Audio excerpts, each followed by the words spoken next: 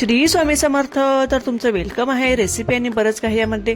तर आज बनवलेली आहे पातवडीची भाजी. तर बघा कशी झालेली आहे. त्यासाठी आपण काय काय घेतलं ते बघूया. तर इथे घेतलंय 1 वाटी बेसन घेतलेलं आहे, त्याच प्रमाणात 1 वाटी पाणी घेतलेलं आहे, राई घेतले, हिरवं वाटण, जिरं, अद्रक, मिरची आणि लसूणचं पेस्ट घेतलेली आहे, बारीक चिरलेला कांदा, हळद, घरचा मसाला घेतलेला आहे आणि हिंग घेतलेला आहे. तर बघा एवढं साहित्य घेतलेलं आहे. तर आपण पहिले सुरुवात करूया. मी पहिले बेसन चाळून घेणार आहे, कारण त्याच्या गुठळ्या पडायला नको नंतर, म्हणून पहिले आपण चाळून घेणार आहोत. तो ही रेसिपी आमच्या घरात सर्वांनाच आवडते, तर तुम्ही नक्कीच ही रेसिपी ट्राय करून बघा. तर अशा प्रकारे आपलं बेसन पण चाळून झालेलं आहे. गुठळी पडता कामा नये. तर आपण एका कढईमध्ये आता तेल गरम करत ठेवलेलं आहे बघा. त्यामध्ये टाकले जिरं, हिंग टाकायचं आहे आणि थोडं कांदा टाकायचा. कांदा एकदम जिरो कट केलेला आहे, तर तो फक्त थोडंच नरम करून घ्यायचा आहे आपल्याला, जास्त शिजवायचं नाहीये. ज्यावेळेस आपण ती वडी खाऊ त्याच्यात ती क्रंचीनेस चांगलं लागेल. तर आता त्यामध्ये आपण टाकणार आहोत अद्रक, मिरची आणि लसणाचं पेस्ट टाकायची आहे. चांगलं एकजीव करून घेते आता ते मी.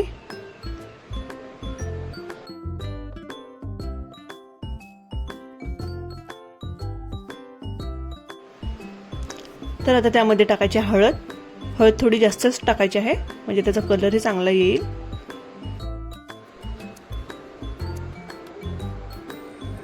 चवीनुसार आपल्याला मीठ टाकायचं आहे. तर तुम्हाला माझ्या रेसिपी आवडत असतील तर नक्कीच लाईक करा, शेअर करा आणि सबस्क्राईब पण करा.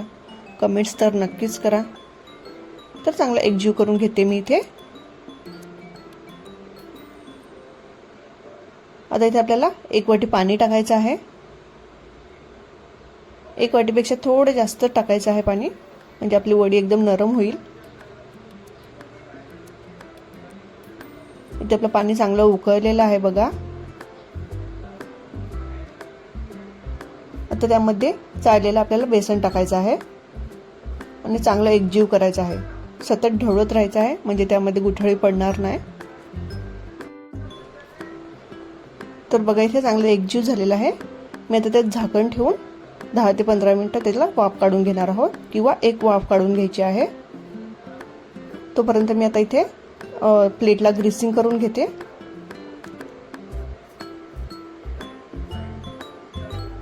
बघा अशा पद्धतीत आपल्याला तेल सगळीकडे लावून घ्यायचं आहे. आपल्या आता वाफ पण झालेली आहे बेसनाला.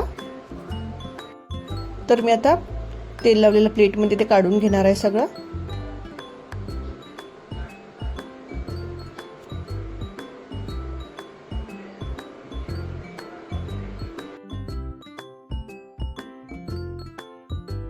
तर आपला पूर्ण मिश्रण काढून झालेलं आहे. तर आता तो वाटीच्या साहाय्याने मी असं थापून घेते, म्हणजे वळडी पडायला आपल्याला सोपं पडेल. थोडं हातानेही थापून. तर इथे आता कढईमध्ये थोडं मिश्रण राहिलंय, तर घाबरायची काही गरज नाही. त्यामध्ये थोडं पाणी टाकायचं आहे, म्हणजे आपल्याला ग्रेव्ही करायला ते कामी पडेल तो आपल्याला पाणी. तर आपल्या इथे वड्या पण पाडून झालेल्या आहेत बघा, कशा झालेल्या आहेत मस्त वडी. कढईतला मिश्रण आहे तो पण आपला नरम झालेला आहे बघा. आपण तो पाणी आता साईडला काढून ठेवणार आहोत. त्याच कढईमध्ये आता आपण पुन्हा तेल टाकलेलं आहे. चांगलं तेल कडकडीत झालं पाहिजे.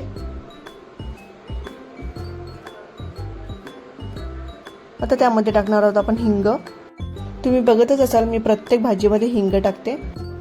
तर आता हिंग चांगलं तडतडलंय. आता त्यामध्ये टाकते राई. राई पण चांगली तडतडून द्यायची आहे. तर प्रत्येक भागामध्ये ही पातवडी वेगवेगळ्या प्रकारे केली जाते. तर आता इथे बघा लहान चिरलेला कांदा टाकते. तर आपल्याला चांगल्या प्रकारे हा कांदा शिजवून घ्यायचा आहे.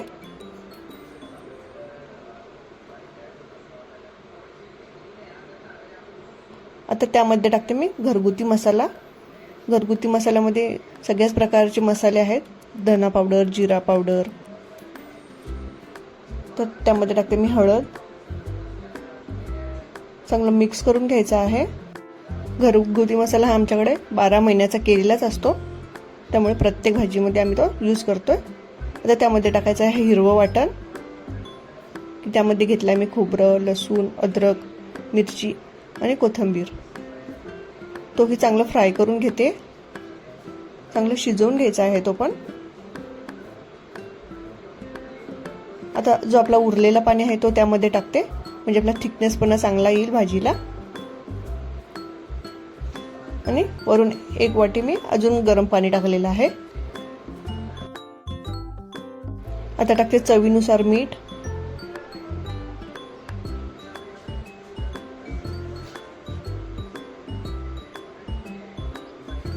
चांगलं एकजीव करून घ्यायचं आहे. आता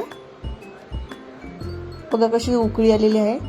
तुम्हाला जशी ग्रेव्ही पाहिजे, जसा रस्सा पाहिजे तसं तुम्ही पाणी टाकू शकता. आता त्यामध्ये टाकते मी वडी. जी आपण वडी बनवलेली आहे ती त्यामध्ये टाकायची आहे आणि एक उकळी काढून घ्यायची आहे.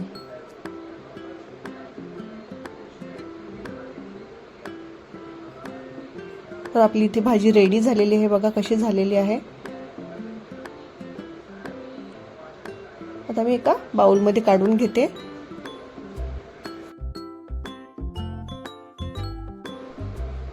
तर बघा कशी भाजी झालेली आहे.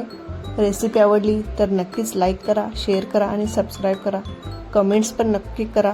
तोपर्यंत बाय बाय.